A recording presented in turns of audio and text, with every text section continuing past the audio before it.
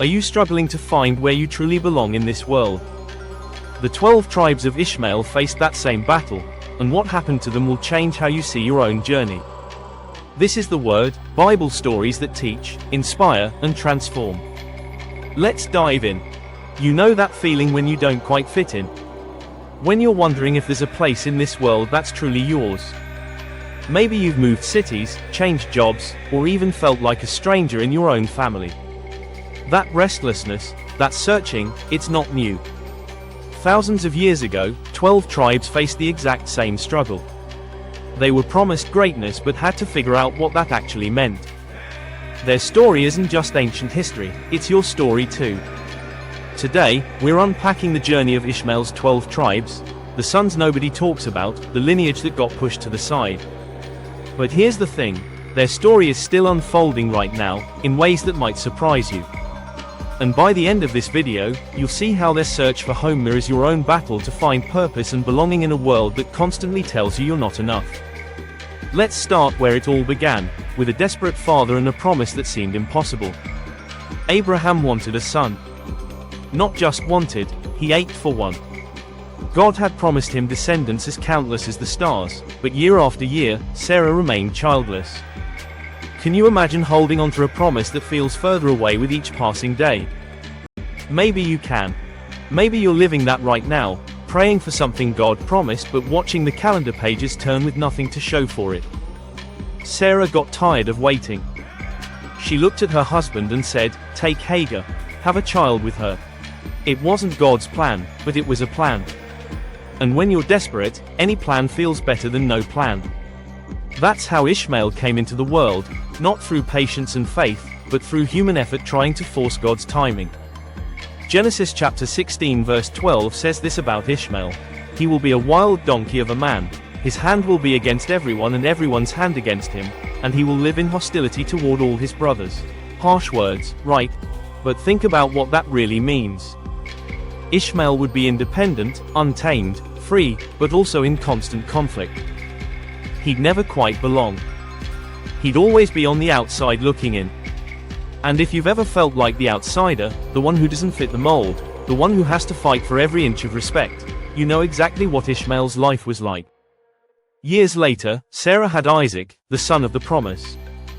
And suddenly, Ishmael wasn't needed anymore. Genesis chapter 21 verse 10 records Sarah's devastating words. "Get rid of that slave woman and her son, for that woman's son will never share in the inheritance with my son Isaac." Imagine being Ishmael. One day you're Abraham's firstborn son. The next day you're being sent away with nothing but a skin of water and some bread. You didn't ask to be born. You didn't choose this situation. But now you're paying the price for adult decisions made before you could even speak. How many of you know what it's like to pay for mistakes you didn't make? To carry baggage you never packed. To be judged for circumstances you were born into. That was Ishmael's reality. But here's what they don't teach you in Sunday school. God didn't abandon Ishmael in the wilderness. Genesis chapter 21 verse 17-18 tells us, "God heard the boy crying, and the angel of God called to Hagar from heaven and said to her, 'What is the matter, Hagar? Do not be afraid. God has heard the boy crying as he lies there. Lift the boy up and take him by the hand, for I will make him into a great nation.'" Read that again. God heard the crying. God showed up in the wilderness. God made a promise. Just because Ishmael wasn't the son of the covenant didn't mean he was worthless. Just because you're not walking someone else's path doesn't mean your journey has no purpose. God promised Ishmael would become a great nation, and he did. Ishmael had 12 sons, and each one became the father of a tribe. Let me tell you the names: Nebaioth, Kedar, Adbeel, Mibzam, Mishma, Duma, Massa, Hadad, Tema, Jeter, Naphish, and Kedemah. 12 names, 12 tribes.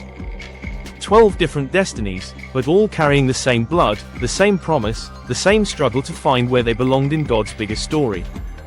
Now here's where it gets really interesting. These weren't just random tribes that disappeared into history. These were the ancestors of nations that shaped the world. The Nabateans, you know, the people who built Petra, one of the 7 wonders of the world. Scholars connect him to Nebaioth, Ishmael's firstborn. The Kedarites became known as fierce warriors and wealthy traders who controlled the spice routes of Arabia. Even the Jewish historian Josephus confirmed that the Nabateans were descendants of Ishmael. These tribes didn't just survive, they thrived. They built cities, controlled trade routes, influenced empires. They became exactly what God promised, a great nation. But here's the catch, they had to fight for it. They had to prove themselves. They had to carve out their own identity in a world that didn't automatically make space for them. Sound familiar? How many of you have had to work twice as hard to get half the recognition? How many of you have had to prove you belong in rooms where others were just handed a seat? That's the Ishmael struggle. That's the wilderness journey. You're not just trying to survive, you're trying to thrive in a world that wasn't necessarily designed with you in mind. But watch this. While Isaac's descendants got the spotlight, Ishmael's descendants were quietly building civilizations. They were innovating trade systems. They were mastering the desert. They were becoming exactly who God called them to be, not by following someone else's blueprint, but by walking their own path. Psalm chapter 139 verse 16 says, "All the days ordained for me were written in your book before one of them came to be." That includes the hard days, those wilderness days. The days when you feel forgotten, overlooked, pushed aside. Those days are still part of your ordained story. God is still writing your chapters even when it feels like you've been written out of the narrative. Let's talk about what happened to these 12 tribes over time. Some, like the descendants of Hagar, maintained their identity for centuries and became synonymous with Arabian culture. Others merged with neighboring tribes through intermarriage and assimilation. Some scattered across North Africa, the Middle East, and beyond. And here's what's powerful about that: even when their individual tribal identities faded, their influence didn't. The cultural, economic, and spiritual DNA they planted kept growing. They became woven into the fabric of nations. Their legacy didn't require them to stay exactly the same, it required them to keep moving, adapting, surviving, thriving. If this is speaking to you so far, make sure you don't miss what's coming next. Might be a good time to tap that bell too. God bless you. You see, the question, where's home now, isn't just about geography.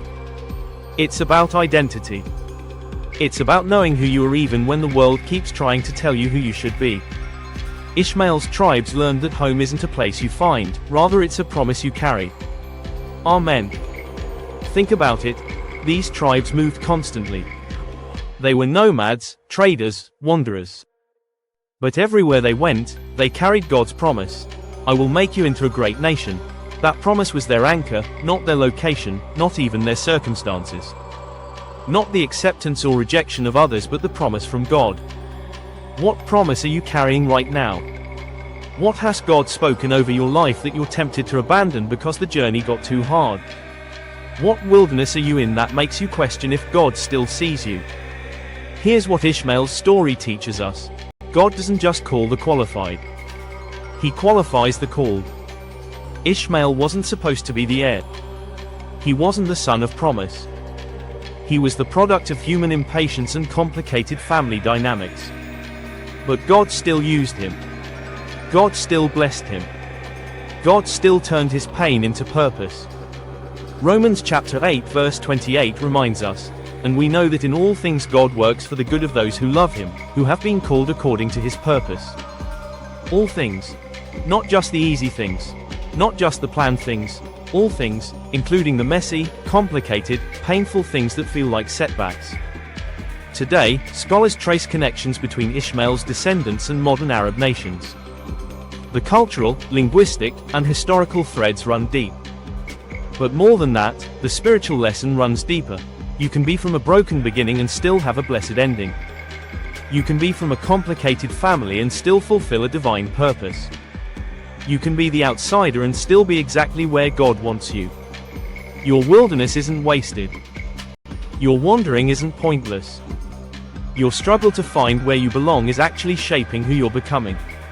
So where's home now for Ishmael's tribes? It's everywhere they planted their influence. It's in the trade routes they established. It's in the cities they built.